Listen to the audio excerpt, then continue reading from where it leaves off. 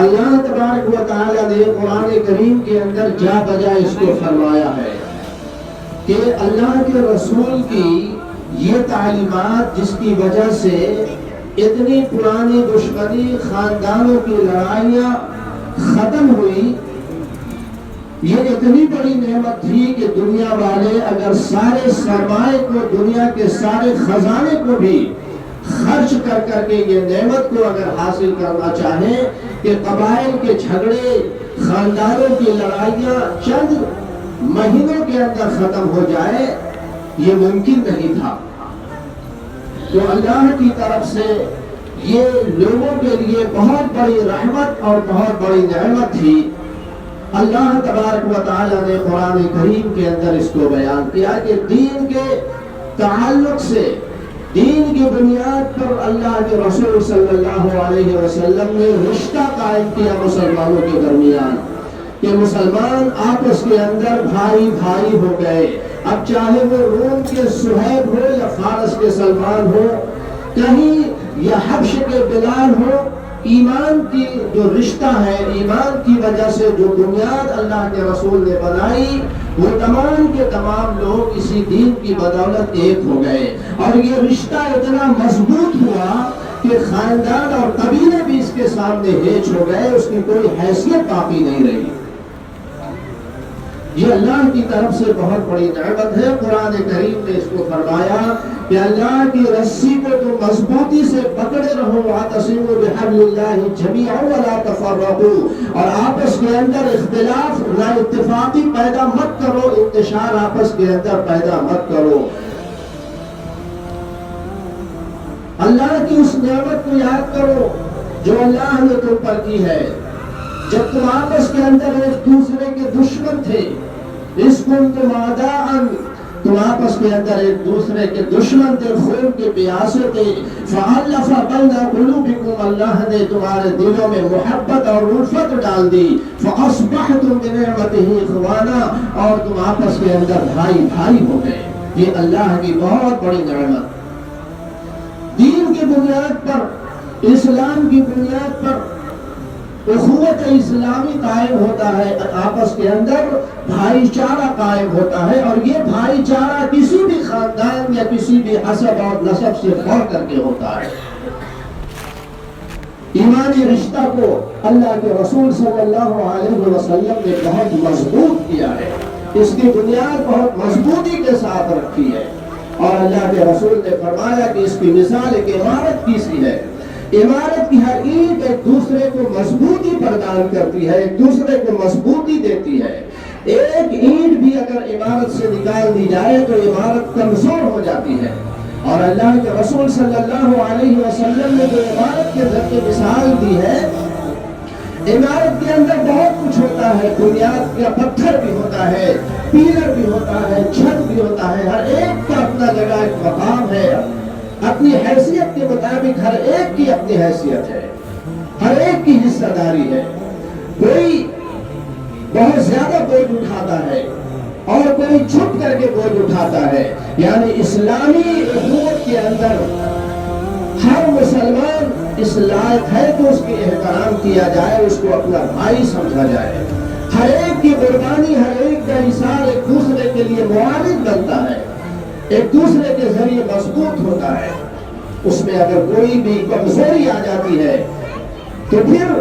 جس طریقے سے عمارت کمزور ہو جاتی ہے اور مسلمانوں کے درمیان اگر اختلاف اور آپس کے اندر نا اتفاقی پیدا ہوتا ہے تو مسلم امت، مسلم جماعت وہ کمزور پڑ جاتی ہے، آپس کے اندر محبت کی جگہ عداوت لے لیتی ہے، بھائی چارہ اور الفت کی جگہ حسد اور جلن اور کینہ پیدا ہوتا ہے۔ اللہ کے رسول صلی اللہ علیہ وسلم کی بہت ساری احادیث اس سلسلے میں وارد ہیں۔ اللہ کے رسول صلی اللہ علیہ وسلم نے فرمایا ایک مسلمان دوسرے مسلمان کا بھائی ہے، نہ وہ اس پر ظلم کرتا ہے نہ اس کو مظلوم چھوڑ دیتا ہے۔ مسلمان کی یہ پہچان ہے کہ ایک مسلمان پر کوئی مصیبت آئے تو دوسرا مسلمان اس کی مصیبت کو دور کرنے کی کوشش کرے۔ اگر کوئی وہ گناہ کے اندر، برائی کے اندر مبتلا ہو گیا ہے تو خیر خواہی کے ذریعے اس کی عیب پوشی کرے، اس کو چھپائے، اور پھر موقع اور محل دیکھ کر کے اس کو اس طرح اس ضمن میں اس کو سمجھائے ایسا نہ ہو کہ انسان کی، ایمان والوں کی ایک دوسرے کے سامنے اس کی جان، اس کا مال، اس کی عزت و آبرو یہ سب قابل احترام ہے۔ اگر اس کے جان پر کوئی خطرہ ہے تو ایک مسلمان کی ذمہ داری ہے کہ اس کی جان کی حفاظت کرے، کہ کوئی بلا وجہ بے قصور اگر اس پر ظلم کر رہا ہے، بے قصور پر کوئی ظالم اس کو مار رہا ہے، کسی طریقے کا بھی ظلم کر رہا ہے، تو اسلامی برادری کی، اسلامی جماعت کی، اسلامی اخوت کی بنیاد پر یہ ذمہ داری ہے کہ وہ اس کو تحفظ فراہم کرے، اس کی حفاظت کرے۔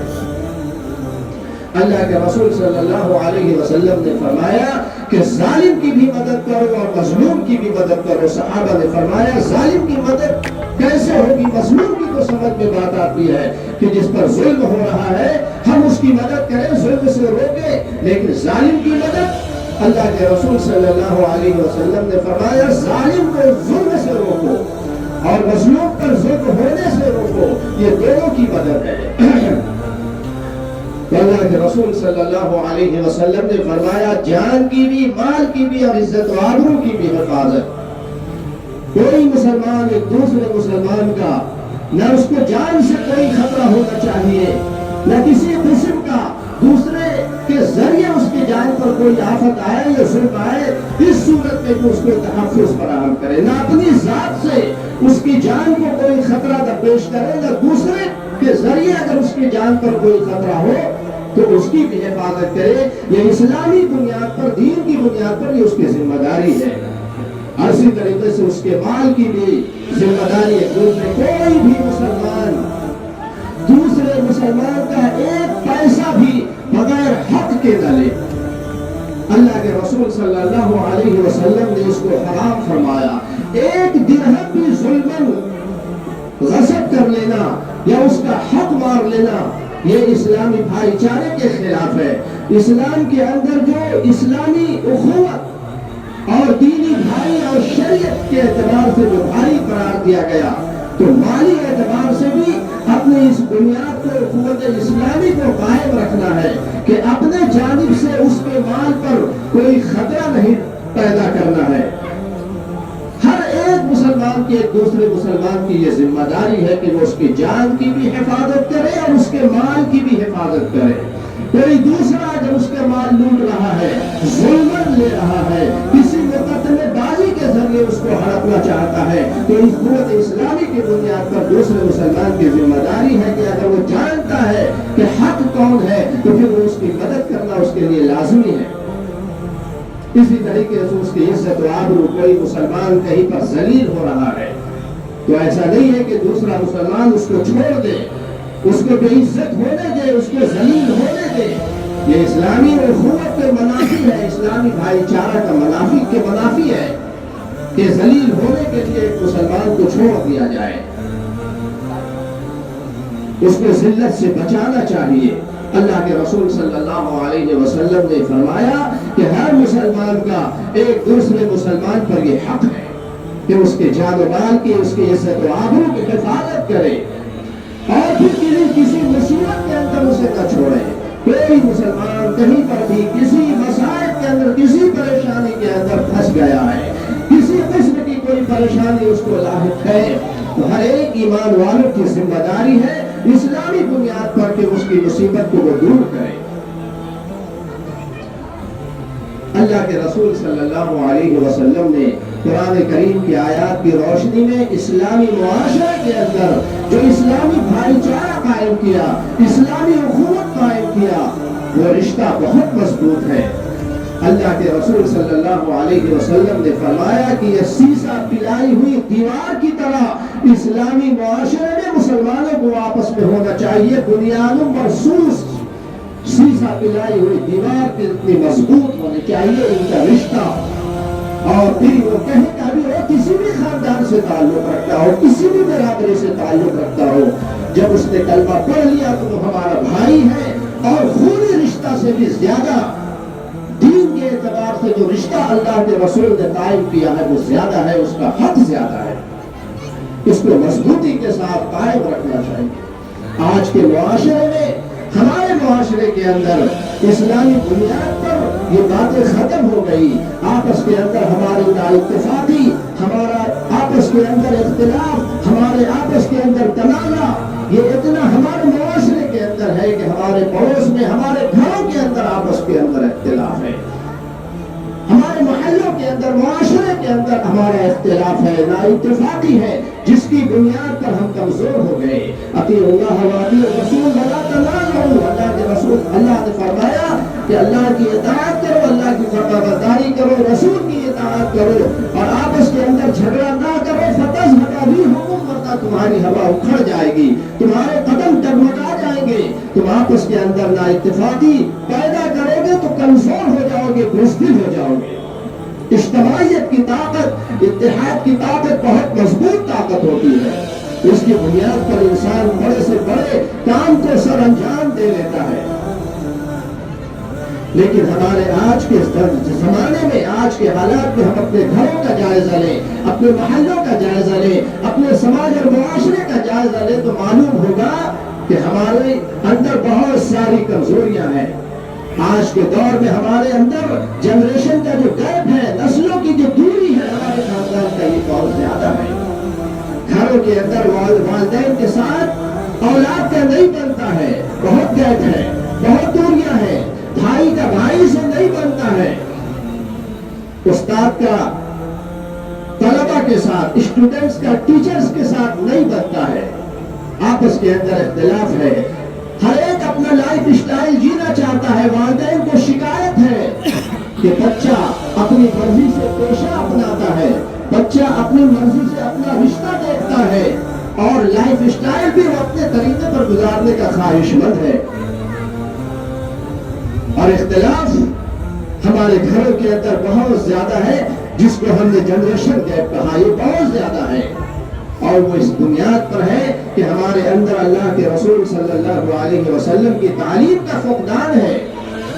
اللہ کی اطاعت کی اور اللہ کی نافرمانی کا یہ سبب ہے۔ ورنہ قرآن کریم کے اندر جو مناظر پیش کیے گئے ہیں، اگر ہم اس کو دیکھیں تو یہ بات سمجھ میں آئے گی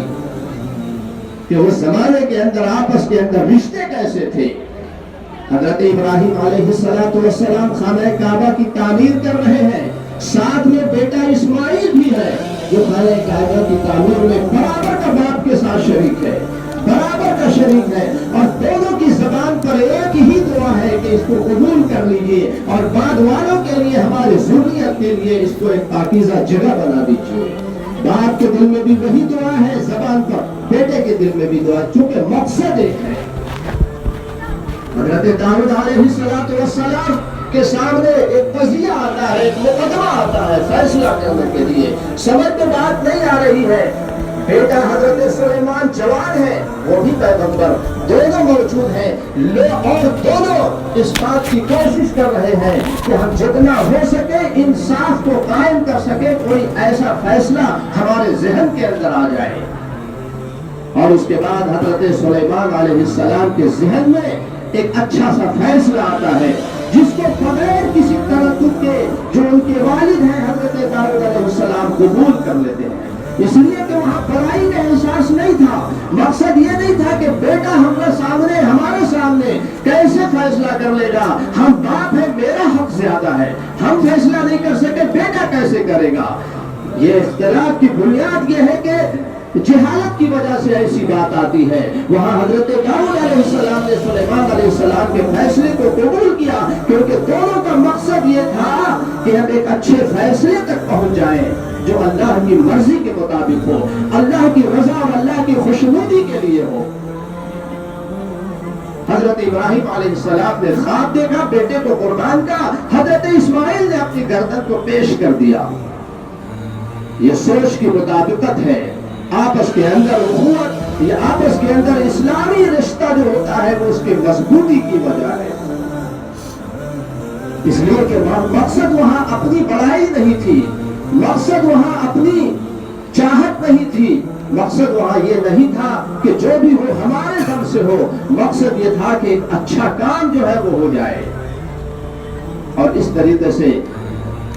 حضرت یعقوب علیہ السلام نے خواب دیکھا، یا حضرت یوسف علیہ السلام نے خواب دیکھا، اپنے والد حضرت یعقوب علیہ السلام کو بیان کیا، خوابوں کو کیسے اشتغال کرنا ہے اور کیسے اس کو مکمل کرنا ہے، حضرت یعقوب علیہ السلام نے اس کو پورا کیا۔ حضرت موسیٰ علیہ السلام کی پیدائش کے بعد ان کی والدہ نے ان کو صندوق میں بند کر کے اپنی بیٹی کے حوالے کر دیا۔ اس پر نظر رکھو، باپ اور بیٹی کا رشتہ، جو تحریک انہیں ملی، جو مشن انہیں دیا گیا، حضرت موسیٰ علیہ السلام کی والدہ کے ذریعے ان کی بہن نے اس کو پورا کیا۔ یہ قرآن کریم کے اندر جو واقعات بیان ہوئے ہیں، یہ اس بات کی علامت ہے کہ باپ بیٹے کے رشتے، بھائی بھائی کے رشتے، اسلام کی بقا اور اسلام کے تحفظ کے لیے، اللہ کی خوشنودی اور اللہ کی رضا کے لیے، اللہ کو خوش کرنے کے لیے اخلاص کے ساتھ اگر ہوتا ہے تو سارے کے سارے مقصد میں لوگ کامیاب ہوتے ہیں۔ لیکن جہاں غرور اور گھمنڈ اور اپنی بڑائی کی بات ہوتی ہے، وہاں اسلامی رشتہ کمزور پڑتا ہے، اسلامی اخوت قائم نہیں رہتی ہے، آپس کے اندر نا اتفاقی اور اختلاف پیدا ہوتا ہے۔ اسلامی رشتہ اللہ کے رسول صلی اللہ علیہ وسلم نے ایمان والوں کے درمیان قائم کیا ہے، اور یہ بہت مضبوطی کے ساتھ قائم کیا ہے، اور اس کے لیے بہت سارے مسائل بیان کیے ہیں، بہت سارے حقوق بیان کیے ہیں۔ اللہ کے رسول صلی اللہ علیہ وسلم نے بہت سارے حقوق بیان کیے ہیں، زندگی کے اندر بھی اور کچھ زندگی کے بعد بھی۔ یہ ایمان والوں کو اللہ کے رسول صلی اللہ علیہ وسلم نے فرمایا، تعلیم دی ہے، ایک مسلمان کا دوسرے مسلمان بھائی پر حقوق ہیں، ایک دوسرے مسلمان پر حقوق ہے، ان کو ادا کرنا چاہیے۔ کوئی مسلمان بیمار پڑتا ہے، اس کی عیادت کرنی چاہیے، اس کی بیمار پرسی کرنی چاہیے۔ حدیث کے اندر آتا ہے کہ ایک مسلمان دوسرے مسلمان بھائی کی جب عیادت کرتا ہے اور جب تک وہ موجود رہتا ہے، وہاں فرشتے اس کے لیے رحمت کی دعائیں کرتے ہیں، اور یہ بھی ہے کہ اس کو 2 قرات ملتا ہے۔ 2 قرات، ایک قرات اللہ تبارک و تعالیٰ نے قیامت کا جو وزن رکھا ہے اس کے برابر ہے۔ اللہ کے رسول صلی اللہ علیہ وسلم نے ایک قرات کو احد پہاڑ کے برابر قرار دیا ہے۔